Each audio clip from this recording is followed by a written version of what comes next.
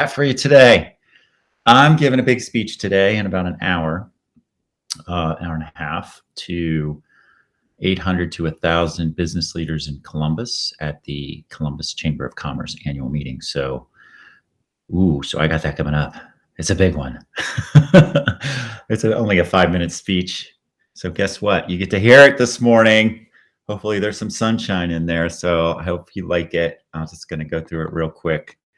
So they're going to introduce me, and I'm going to come out and introduce myself. It's Tom Grody, Chief Catalyst at the Edge Innovation Hub. This is where I work. This is our campus of family businesses. I get to work with my sister, my dad, my cousins, nieces, nephews, all kind of focused on making better pizza, believe it or not. All those businesses making better pizza, the future of pizza, the future of food. And that, of course, is the guy who started it all in the left-hand corner. That's my dad, Jim Grody. If you look closely, you can see a twinkle in his left eye. That's me. And Donato started 60 years ago about, right? And there you see the original crew at Donato's Pizza. So all those businesses are a result of my dad right there, his vision, his dreams, created that whole campus of businesses, thousands and thousands of jobs, lots and lots of pizza, right? And back then, when the business started, this is the telephone that my dad took orders on. This is just to kind of show how far technology has come. But that is the phone. That was the only phone you could buy. It was all standard landline dial. This was a headline in the paper around that time.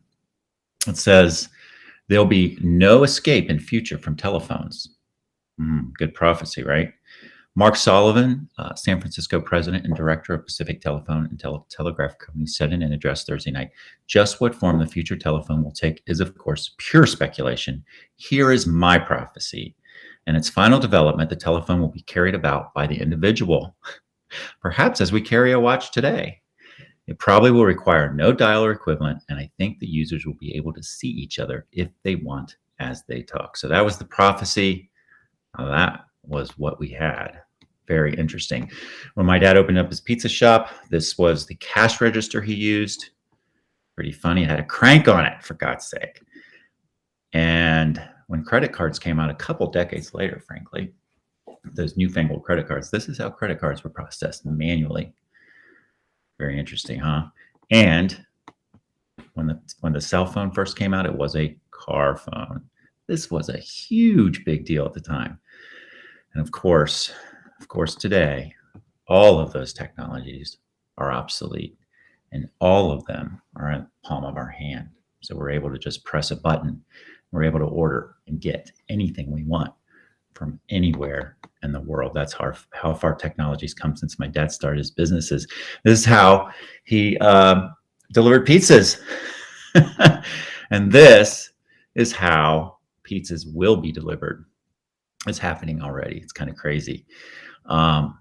Everything we saw on the Jetsons, everything, all of it is happening. All of it. And everything we saw on Star Trek has happened, is happening, or will happen. And this is a food replicator where you could press a button, any type of food materialize. Think 3D food printing. It's happening. And the question, though, is, we've got 60-year-old business, 50-year-old business that makes automation equipment.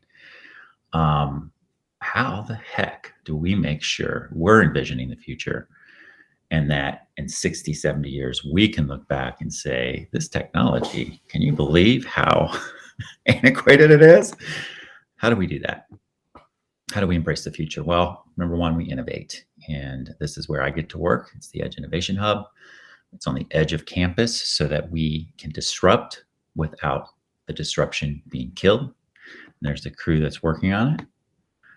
We invest, and we invested in a 3D food printing company that's printing pizza right there. It's not quite ready yet, but we invest when we can. We test. There's a ghost kitchen that we have at the Edge. We can test just about anything. We partner with folks like Rev1 Ventures to really leverage all their programming because they know how to do startups. They know how to innovate. We invent. and we're inventing all kinds. We're using all of our know-how to invent things that don't exist on the market. So a lot of this will be coming into our pizza shops that we're inventing. We explore. There's so much out there to explore. It's amazing, and all it takes is a little curiosity and a couple clicks on your phone. That's all it takes. So we do that. Oops, where am I at? Where am I? Oop, here we go. And we collaborate. We collaborate within that circle with our own businesses. It's pretty easy to do with family sometimes. And we collaborate outside of that circle. There's so many organizations, so many businesses, so many people that have great ideas and have ways that we can work together to make the circle bigger, frankly. And probably and absolutely most importantly of all, we anchor in our values. And if you each have one of these. If you grab your bag that you have right next to you, dig in there and pull out this coin. We call it an agape coin. And this, as you'll see, has no logo on it.